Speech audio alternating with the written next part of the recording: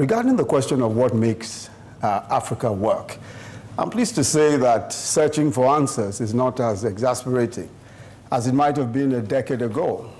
Today, we can demonstrate with clear examples that what makes Africa work are the ingenuity and the resilience of the people, especially its 70% youth population, leadership and good governance, allowing the private sector and markets to function, focusing on infrastructural development, and of course, the incredible opportunities that abound.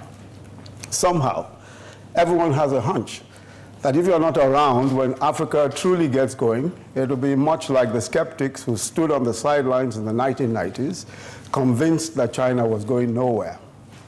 How wrong they were. But if I were a betting man, I would surely put my money on African businesses that demonstrate an awareness of how technology will be an exponential catalyst for business. All over Africa, telephony and technology are unearthing, literally, riches that were hitherto unknown. The story of how MTN in Nigeria became the largest mobile network in Africa in less than a decade is still the stuff of legendary investment stories. But the point to note is that those who missed that pioneer telecoms opportunity typically assumed that the Nigerian market was large but not rich enough to translate the numbers to cash. How wrong they were. Today, companies such as Flutterwave, a payment solutions company, Andela, a software development engineering company, Jobberman, an online human resource company, Konga, an online mall, these are poignant examples of how young African entrepreneurs are using technology disruptively to create profits in various business lines. And evidently, the smart money all over the world is paying attention.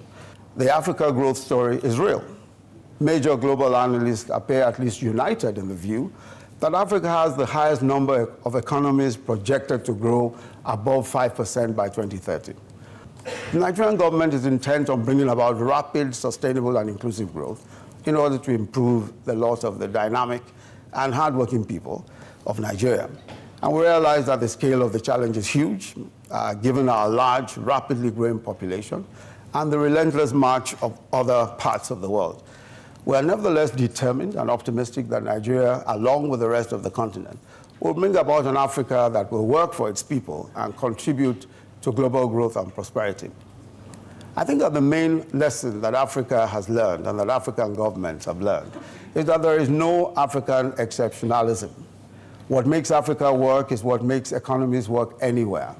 Honest, visionary leadership and good governance, letting the private sector and markets lead, diversification from resource-based revenues, and developing the human potential that is so available within the continent. I'm convinced that what makes Africa work is what will work anywhere else. And I think that's been tried and demonstrated in so many African economies, especially in the past few years. Thank you very much.